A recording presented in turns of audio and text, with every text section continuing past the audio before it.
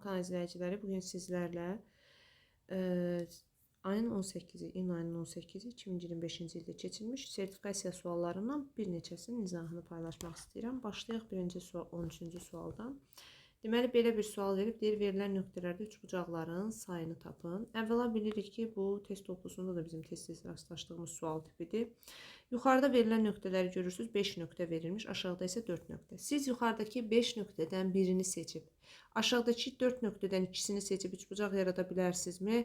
Bəli, yaradarsınız. Tutaq ki, bu H-ı birləşdirdim, burada bir üçbucaq yaratdım. Baxın, indi bu sizin yaratdığınız bu seçimi kombinizona çevirək. Çünki kombinizon nöqtə arasından əgər nöqtələri seçiriksə, 5 nöqtədən mən birini seçəcəmsə, bu kombinizon seçiləcək. Çünki fərqli yoxdur burada. 1, 2, 3, 4 nöqtədən də ikisini seçirəm. Plus. Bəs ola bilməzmi ki, aşağıdan birini seçib, yuxarıdan 2 nöqtə seçək? Bu da mümkündür də. Hansı ki, burada da biz bir üçbucaq alarıq. Baxın, bunu birləşdirin, bunu bundan birləşdirin, üçbucaqdır. O zaman bunu da yazaq. 4 nöqtədən birini seçək, 5 nöqtədən ikisini seçək. 5-dən 1-in kombinizonu 5, 4-dən 2-nin kombinizonu 4 vur 3 böl 1 vur 2. 4-dən 1-in kombinizonu 4, 5 vur 4 böl 1 vur 2. Hesabatını aparaq. 5 vur 6, 30 burada. 4 vur 10, 40 da burada. Ondan neçə dənə üçbucaq edir? 70 dənə üçbucaq yaratmaq olar. Növbəti sual, siz bu sualla test toplusunda rastlaşıbsınız. Artıq loqaritma 3 əsasdan 5x plus 5x da 1 üstəgəl 7 ən kiçik qiymətini soruşur. Əvvəla gələk 5x plus 1 böl 5x ifadəsinə. Məlum məsələdir ki, bu Koşi bərabərliyinə görə 2-dən böyük bərabər olmalıdır. Yəni, bunun ən kiçik ala biləcəyi qiymət 2-dir. Gətirib 2-ni yerinə yazsam, loqaritma 3 əsasdan 2 üstəgəl 7. Loqaritma 3 əsasdan neçə verir? 9. 3 əsasdan 9-un cavabı nədir? 2. Davam edək 15-ci sualdan. Funksiyanın qiymətlər çoxluğuna daxil olan ən kiçik ədədi tapın deyir. Sizə məlum məsələdir ki, kvadratik funksiya bölməsindən bilirik ki, bir funksiyanın qiymətlər çoxluğuna tapmaq üçün siz əgər baş əmsal müsbətdirsə, n-dən müsbət sonsuzluğa cavabı yazmalısınız. Yəni, bunun ən kiçik qiyməti orada n-dir. İstəsiniz onu düsturla da yaza bilərsiniz. Düsturu bilirik, n bərabər 4ac minus b kvadratı böl 4a ilə hesablanır. Bu düsturu yerinə yazın, hesablayın. Mən amma belə etmək istəyirəm ki, bunu. Yazım x-in kvadratı çıxılsın 10x üstəgəl 25 üstəgəl 11. Bu da x minus 5-in fərqinin kvadratıdır. Üstəgəl 11. Ən kiçik qiyməti 11-dən başladığı üçün 11 müsbət sonsuzluq bu funksiyanın qiymətlər çoxluğudur.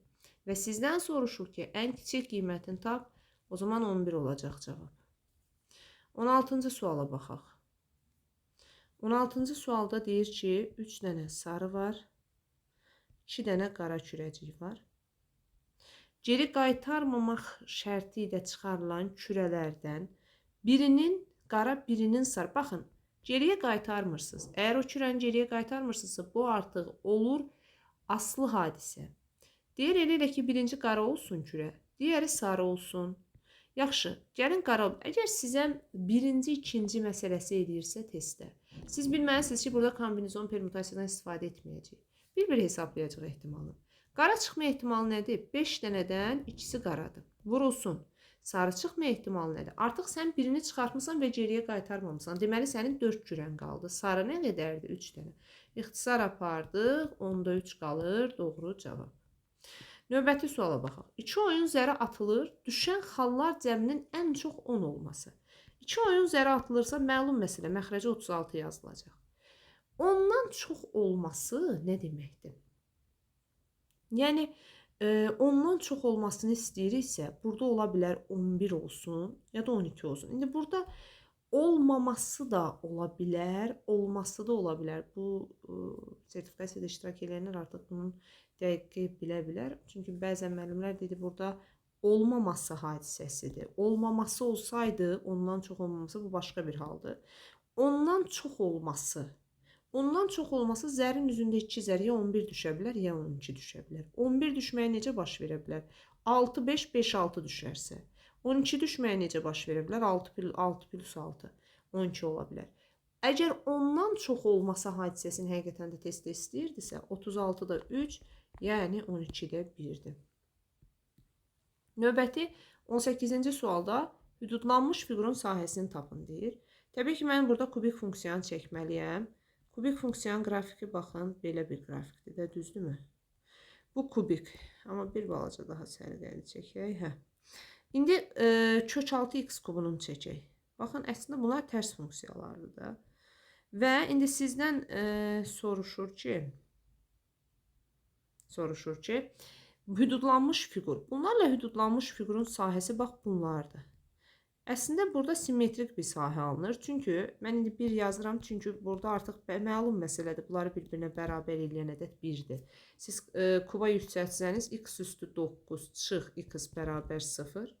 X-i çıxartsanız x üstü 8 çıx 1 bərabər 0. Bunun 3 dənə kəsinti nöqtəsi var. 0 plus minus 1. Yəni belə tapırıq. Buradan da mənfi 1-lə hüdudlanır. Simmetrik olduğu üçün siz sadəcə burada sahə hesablayın, vurun 2-yə. Hesablayaq 0-dan 1-ə hansı funksiya? Yuxarıda olan funksiya nədir? Kök funksiyası. Aşağıda olan funksiya nədir? Kubik funksiya. Çıxın və vurun dx-a. İndi bu bərabərdir. 0-dan 1-ə x üstü 3-də 1 çıx x kubu. Deyik. Sərhədlərini yazdıq. İndi tapaq. X üstü 3'də 1 plus 1. Yəni x üstü 3'də 4. Bölünsün 4'də 3 yazacağım. Minus x üstü 4 böl 4. Sərhədlərimiz 0-dan 1'ə. 1'i yazsam eləyəcək 4'də 3. Minus 4'də 1. Düz yazdığımı bir baxaq. X üstü 4 yazdıq. 3-cü dərəcədən x-i da x üstü 3'də 1 yazdım. Üzərlərinə 1 gəlsək. X üstü 3'də 1, üstə 1, 3'də 4. 3'də 4 də tərsinə vurduq 4'də 3. X-imizin bir kökü 1'dir. 1'i yazdıq yerinə 4'də 3 mi? 4'də 2. 4'də 2 də yəni eləyəcək 2'də 1. 2'də 1'i də vururam. 2'də 1 bu birinin sahəsidir. 2'də 1'i də 2'yə vurmalıyam ki, ikisinin sahəsini alam. Bu da verəcək mənə 1'i.